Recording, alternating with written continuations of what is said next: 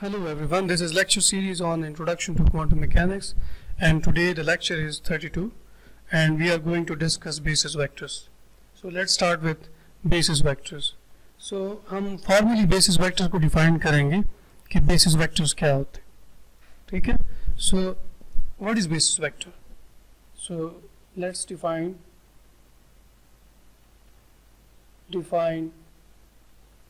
basis vectors. So basis vectors क्या चीजें हैं? Remember, we call a vectors set. Let's say we have a vector set phi1, phi2, and in general the vector space is assumed to be n-dimensional, so up to ket phi n. Be a basis, we call a vector set a basis if the set satisfies the following properties. So अगर ये property satisfy करता है जो हम discuss करने जा रहे हैं एक वेक्टर्स का set, then we will say this vector set forms a basis vector. ठीक है, these all vectors forms a basis vector for a space. So the first one is that the set, let's say phi1, phi2 up to ket phi n spans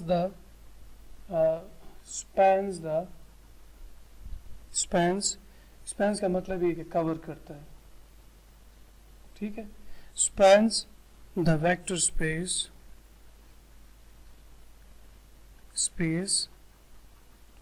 V means इसका मतलब ये है कि जो given set of vector होगा वो पूरे vector space को कवर अप करेगा, जिसका ये मतलब है which means that every vector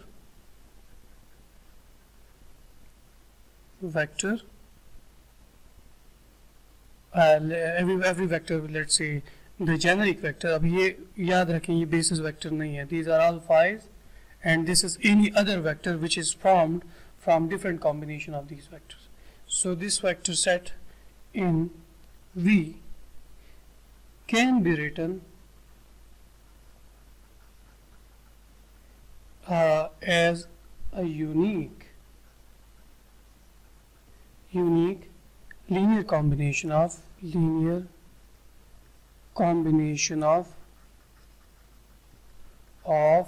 all these sets. इनको मैं in short यूं लिखता हूँ, let's say phi I, ठीक है? So combination of these gets phi I में I की value runs from 1 up to n, ठीक है? So ये यहाँ पे आप पुट करेंगे. So अगर ये set of vectors phi1, phi2 up to ket phi n पूरे वेक्टर स्पेस V को कवर अप देते हैं, तो ये एक क्राइटेरिया होगा for a set of vectors to be basis vectors कि इन बेसिस वेक्टर्स की मदद से आप एक सुपरपोजिशन में एक लीनियर कॉम्बिनेशन में किसी वेक्टर को लिख सकते हैं, ठीक है? So this is the first property. What does this means?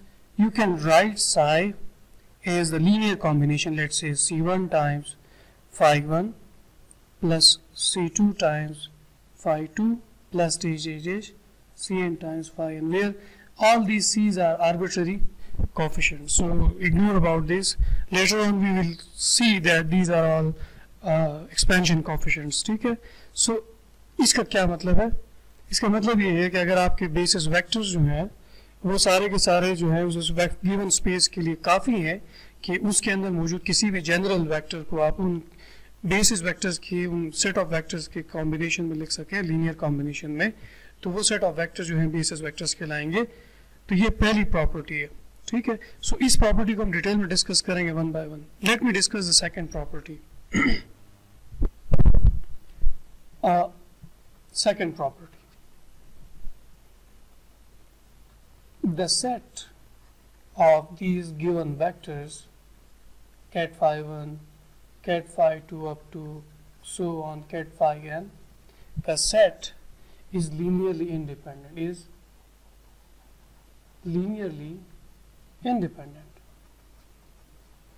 What is mean by the linearly independent? इसको भी हम later on discuss करेंगे, ठीक है? So linearly independent का मतलब ये है कि you cannot write phi 1 in terms of any other cat phi I. Means ये सारे के सारे एक दूसरे की फॉर्म में नहीं लिखे जा सकते, ठीक है? Means they do not mutually share any overlap. Means phi 1 का कोई हक नहीं है phi 2 से लेके phi n में, मतलब कोई ओवरलैप नहीं है. सिमिलरली phi 2 का phi 1 से लेके phi n तक किसी के साथ ओवरलैप नहीं है एक्सेप्ट फॉर इटसेल्फ. अपने अलावा किसी के साथ ये ओवरलैप नहीं करेगा, तभी ये बेसिस सेट जो है लीनियरली इंडिपेंडेंट होंगे, अदरवाइज लीनियरली डिपेंडेंट होंगे. इसको भी हम डिटेल में डिस्कस करेंगे कि इसका क्या मतलब है, ठीक है? So third example, third property, the closure relation is satisfied. The closure relation is satisfied. Means closure property को hold करना होगा.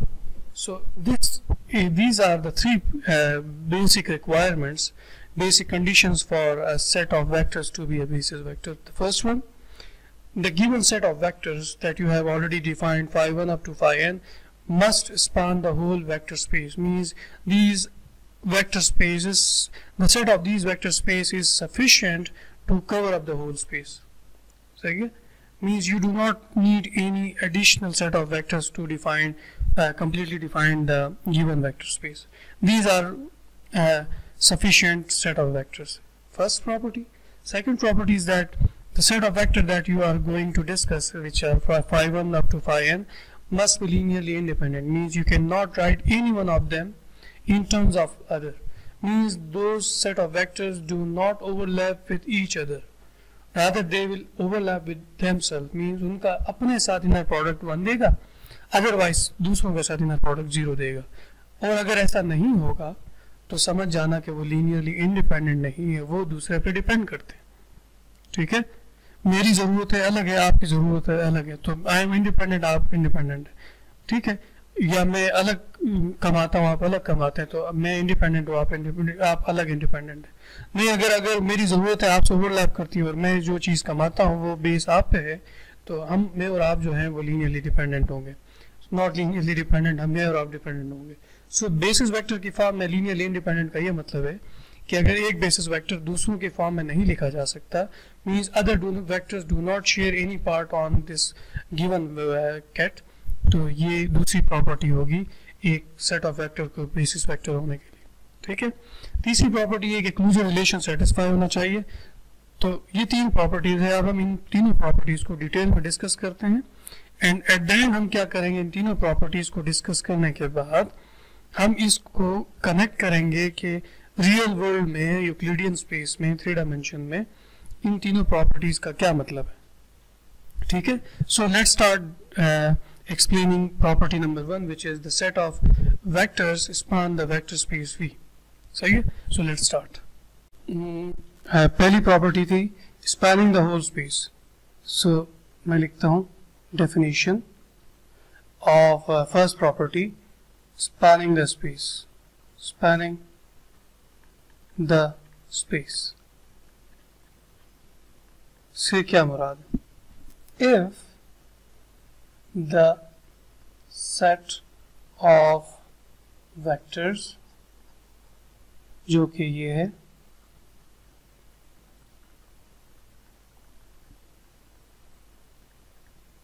this set of vectors spans the LVS V, then we can write an arbitrary vector, कोई भी फर्जी vector cat psi from this space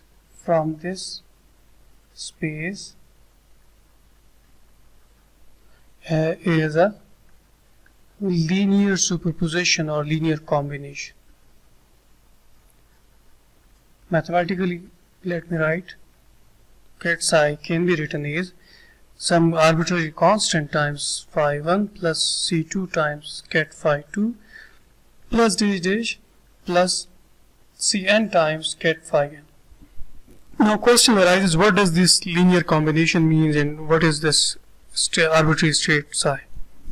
देखें, दोबारा मैं define करता हूँ. Spanning the space, if the set of vectors cat phi 1, cat phi 2, cat phi n spans the linear vector space V, we say that we can write any arbitrary vector cat psi from this space as a linear combination of their basis vectors. ठीक है, इसका क्या मतलब है? इसको समझने के लिए let me give you an example which is related with the Euclidean space. कि मुझे ये बताएं 3-dimensional space में कितने एक्सेस होते हैं? 3 एक्सेस, x, y, z. कोई वेक्टर है, फर्स्ट को a है, a वेक्टर है. This a vector can get an analogy with, we can get an analogy with this arbitrary vector a. Then tell me, there are 3 axes, so how much unit vector should be here? Obviously 3. X-axis के लिए let us call it E1 vector. याद है E1 vector is unit vector along x-axis. For z-axis it is E3 और E2. अब इस A vector को मैं लिख सकता हूँ, let's say इस point पे इसकी पोजीशन जो है P of A, B, C है. Means इस point पे पहुंचने के लिए you need to move A units along x-axis, then B units along y-axis, then C units along z-axis, then you will reach at this point C, this point P. ठीक है? So, okay. So समझ आ गई, ये A है, ये B है, and ये C distance आपने जाना है. तो C, now you can write this vector A as a combination of E1, E2 and E3. How? A times E1 plus B times E2 plus C times E3. C.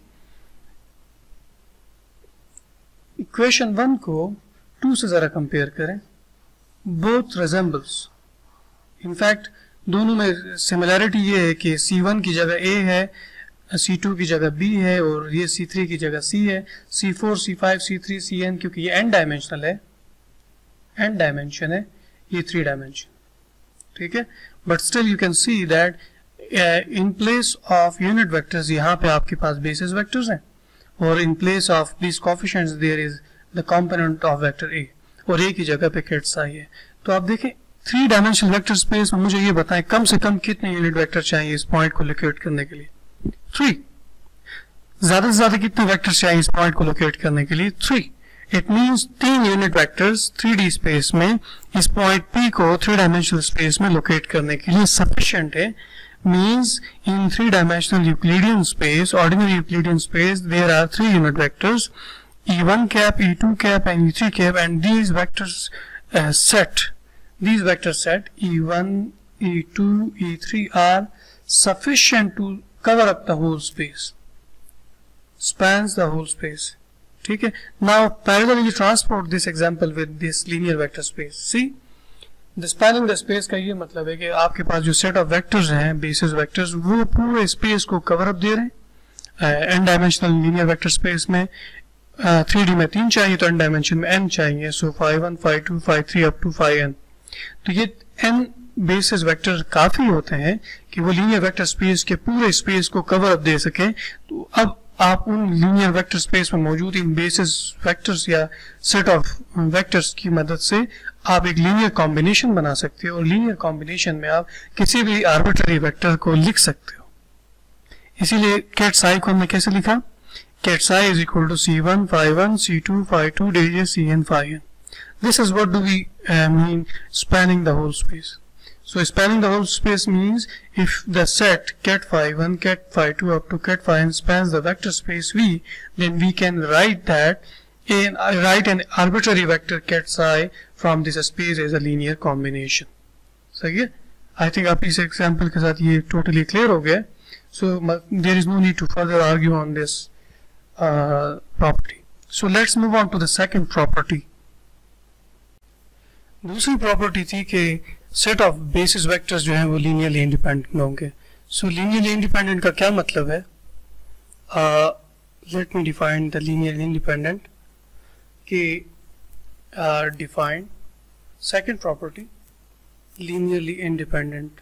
So linearly independent का क्या मतलब है अब हम detail में study करेंगे.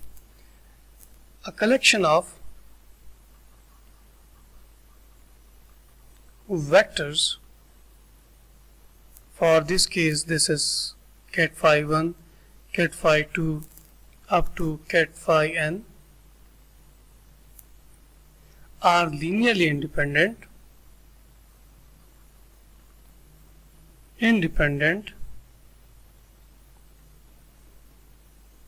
if the equation holds. ये equation hold होनी चाहिए. कौन सी? Some constant times phi 1a plus another constant phi a2 times phi 2 plus dash dash dash plus an times cat phi n must equal 0. Means in basis vectors का आप linear combination बनाएं और उनको sum up करें सारे के सारों को with some constant a1 a2 a3 up to an, it must give you 0. और ये उसी सूरत possible है. This is only implies that. और ये कब जीरो हो सकता है? देखिए वेक्टर्स तो जीरो नहीं हो सकते ना. So the only possibility left is a1 equals a2 equals a3 equals dash dash dash equals an minus 1 equals an must equal 0. So ये सारे के सारे जीरो होंगे. इसी सूरत में ऊपर वाली इक्वेशन जीरो होगी.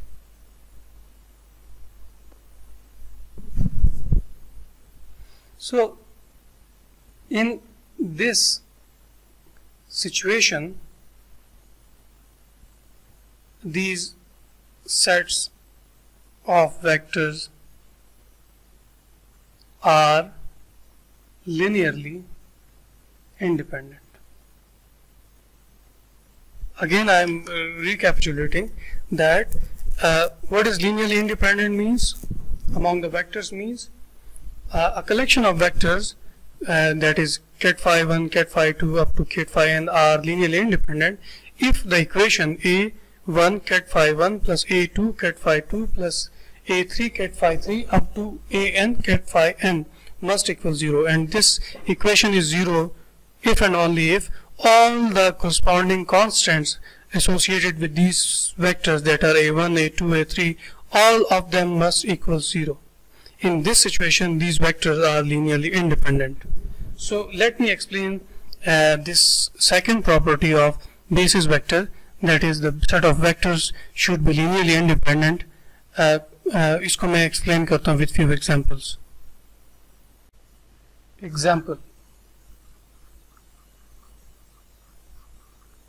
Example ये है, show that the following vectors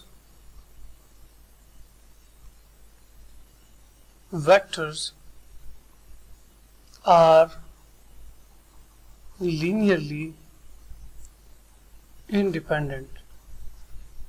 सही है? So let me call it cat A जो कि 1 to 1 के बराबर है, and cat B is equal to 0 1 0 के बराबर है, and cat C is equal to -1 0 -1. Okay, so अब जरा देखिए, नोटिस करें कि लीनियरली इंडिपेंडेंट का मतलब ये है कि अगर इन तीनों बेसिस में से वेक्टर्स में से अगर आप किसी एक को भी दूसरे की टर्म में लिख सकें तो समझ जाए कि वो पहला वाला वेक्टर दूसरे पर डिपेंड करता है. तो ओवरऑल ये वेक्टर्स का सेट जो है लीनियरली डिपेंडेंट होगा। सही है, हाँ यहाँ पे डिपेंडेंट है। मैं उल्टी एग्जांपल कर रहा हूँ कि ये सेट ऑफ वेक्टर्स जो है वो लीनियरली डिपेंडेंट है, नॉट इंडिपेंडेंट। ठीक है, सो अगर ये इंडिपेंडेंट नहीं है, डिपेंडेंट है, तो आप इनमें से किसी दो को किसी तीसरे की शक्ल में लिखें या किसी एक को किसी दूसरे की शक्ल में लिखें, तो आप समझ जाना कि if you right any vector in terms of other vector तो ये लीनियरली डिपेंडेंट है। तो for this let me solve this 2 cat b minus cat c। अब दो वेक्टर्स को मैंने क्या लिखा हुआ है इस तरह, तो जब दो वेक्टर्स को मैं यूं लिखूंगा तो क्या बनेगा, 2 टाइम्स 0 1 0 माइनस cat c की जगह में क्या लिखता हूँ, -1 0 -1। So this becomes 2 zeros are 0 2 0 minus -1 0 -1, which becomes 0 minus minus plus, so 0 plus 1 is 1, 2 minus 0 is 2, and 0 minus into minus 1 is 1. See, you have written these two vectors b and c in terms of 1 to 1 means a. इसका मतलब ये हुआ कि आपने क्या किया, 2b को c से जब माइनस किया तो आपको क्या मिला, a, which means you can write a in terms of a certain combination 2 cat b minus 2 cat minus cat c. So can you say that a is independent? No, a depends on b and c. Similarly, अगर आप इधर b को अलग करेंगे तो b जो है cat a plus cat c divide by 2 होगा।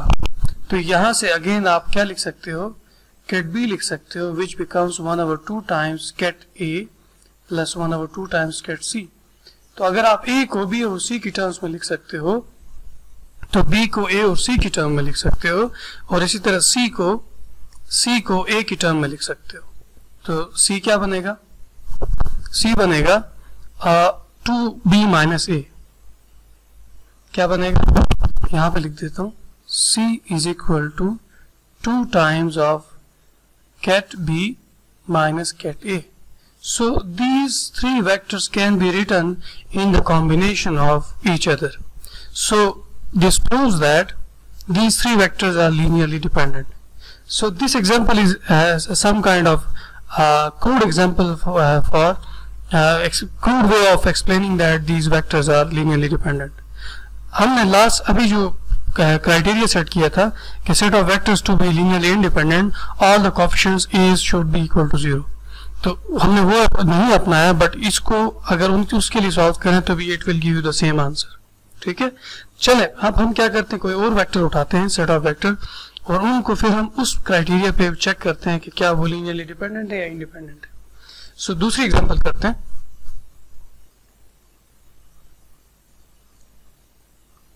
Another example, ये कहता है is the following set of vectors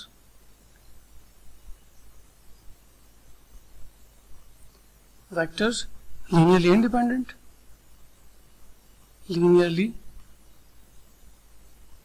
क्या ये linearly independent है या नहीं है। तो हमने ये चेक करना है कि इनके तमाम एज 0 होने चाहिए, इंडिपेंडेंट होने के लिए तमाम एज को 0 होना चाहिए। सो कैट ए किसके बराबर है, 2 0 0, कैट बी जो है -1 0 -1 के बराबर है, and ket c is equal to 0 0 -4। Now apply those equation, a1 ket a plus a2 cat b plus a3 cat c is equal to 0. So a1 times cat a क्या होगा, 2a1 0 0 हो जाएगा। a1 को a से multiply कर, a ये है 2 0 0, तो a1 times 2 is 2a, a1 times 0 is 0, a1 times 0 is 0 plus a2 times b करें तो b इधर मल्टीप्लाई हो जाएगा, तो ये बनेगा a2 0 एंड -a2, सही है, प्लस a3c। सो a3 टाइम्स c क्या होगा, ये होगा 0 0 -4a3, और इस जीरो को, क्योंकि एक लेफ्ट साइड में मैट्रिक्स की इक्वेशन है और यहाँ जीरो है, तो इसका मतलब है ये जीरो का मतलब ये जीरो है, जीरो वेक्टर है, ठीक है। सो इन दोनों को ऐड करें तो ये बनेगा 2a1 minus a2 plus 0 and ये सारा जीरो हो जाएगा और ये बनेगा minus a2 plus into minus 4a3 is equal to 0 0 0। सही है। तो यहाँ पे आप जरा चेक करें तो ये बनेगा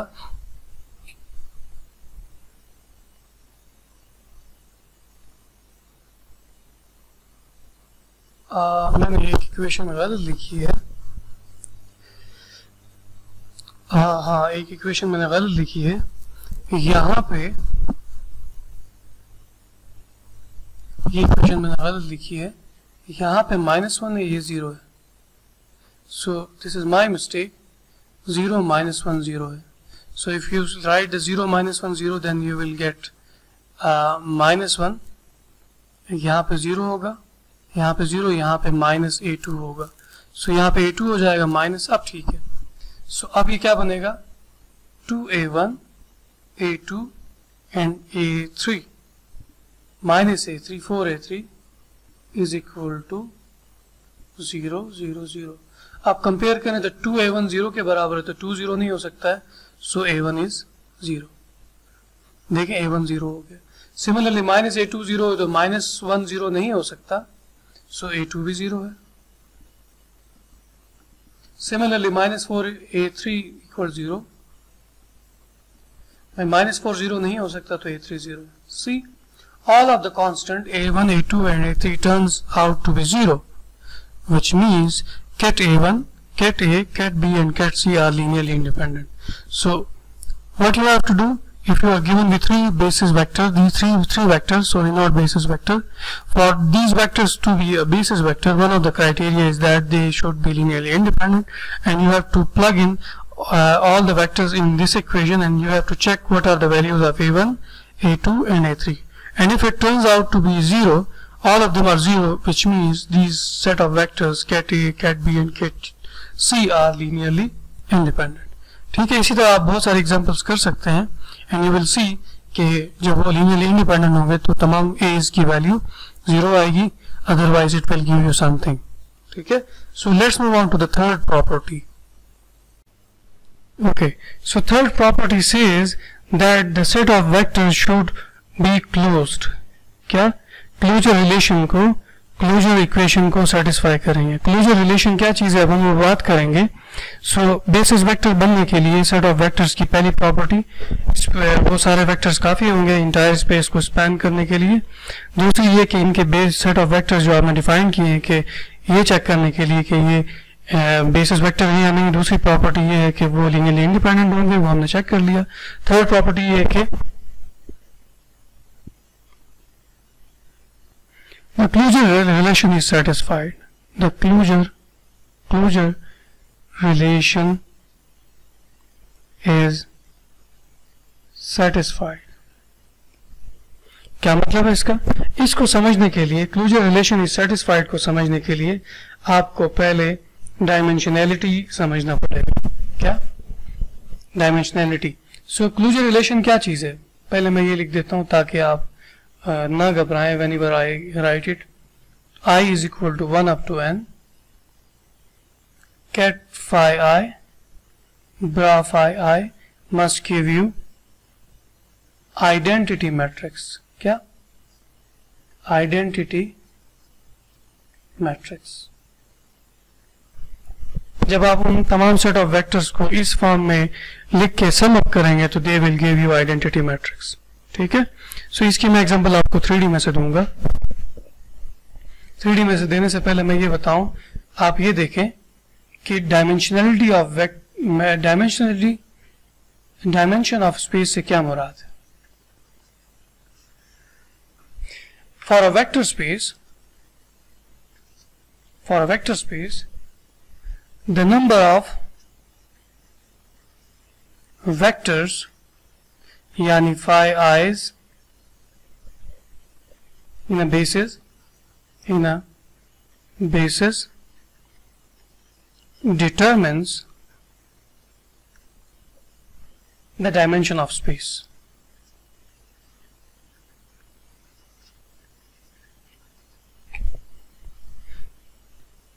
सही है.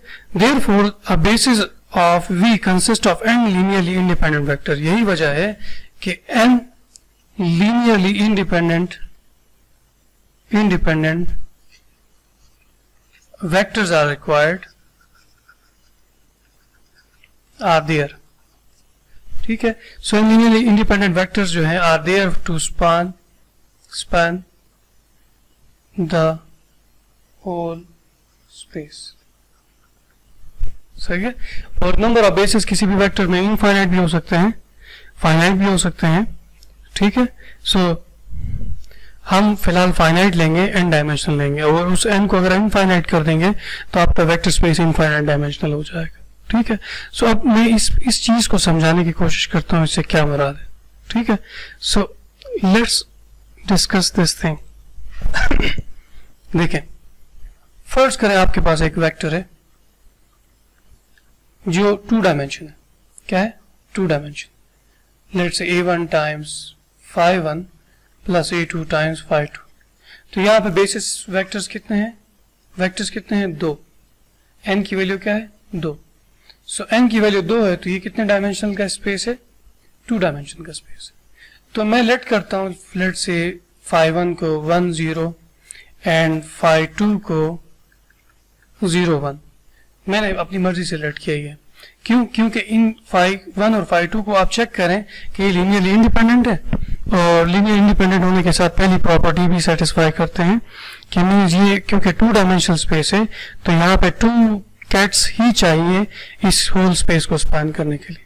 सो फर्स्ट प्रॉपर्टी सेटिस्फाई होगी, means in order to explain cat psi, in order to write cat psi you need 2 bases, 2 vectors, cat phi1 and cat phi2. ठीक है.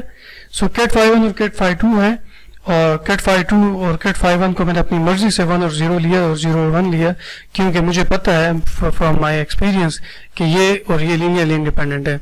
So spans the space yes. Number 2, first property, phi1 and phi2 are linearly independent, yes है. दूसरी property, तीसरी property, क्या ये closure property को satisfy करते हैं? क्लोजर रिलेशन को क्या ये आइडेंटिटी देते हैं? Let's check. cat phi I, bra phi I की जगह मैं लिख सकता हूँ I is equal to 1 up to 2 phi1 bra phi1 plus cat phi2. मैं लेफ्ट हैंड साइड सॉल्व करूँ. cat phi2 bra phi2, तो इसकी जगह मैं लिखूंगा 1 0 1 0 plus 0 1 0 1. So 1 1s are 1, 1 0s are 0, 0 1s are 0, 0 0s are plus 0 0s are 0, 0 1s are 1, 1 0s are 0, 1 1s are 1. इन दोनों को जमा करें, ये आइडेंटिटी दे रहे हैं. यस. इसका मतलब ये है कि इस क्लोजर रिलेशन को, इसको सेटिस्फाई करने के लिए इन 2 प्रॉपर्टीज को सेटिस्फाई आना जरूरी है. पहले फर्स्ट प्रॉपर्टी सेटिस्फाई होनी चाहिए, फिर सेकंड होनी चाहिए, फिर थर्ड. तो फर्स्ट और सेकंड तो हमने बता दिया कर रही है. थर्ड प्रॉपर्टी हमने चेक किया और ये भी सेटिस्फाई हो रही है, ये इक्वेशन सेटिस्फाई हो रही है. तो मींस इस केस में जो आपने बेसिस सेट चूज किया है 2 डायमेंशनल स्पेस के लिए, वो are fulfilling the property of closure. ठीक है, क्लोजर रिलेशन. सो इस इक्वेशन को क्लोजर रिलेशन कहते हैं.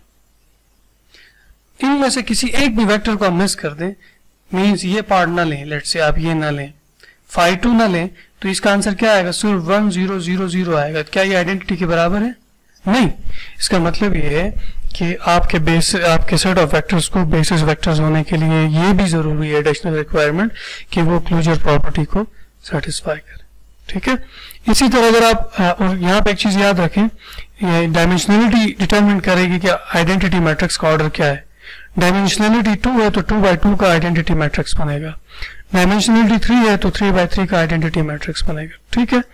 सो इसी तरह आप एक होमवर्क देता हूं, आप उसको चेक करें, तो वो बनेगा cat phi 1 1 0 0 0, cat phi 2 0 1 0 and cat phi 3 0 0 1। ये इनको चेक करें कि ये लीनियरली इंडिपेंडेंट है, spans the space, whole space, number 1 linearly independent है और ये प्रॉपर्टी सेटिस्फाई करते हैं।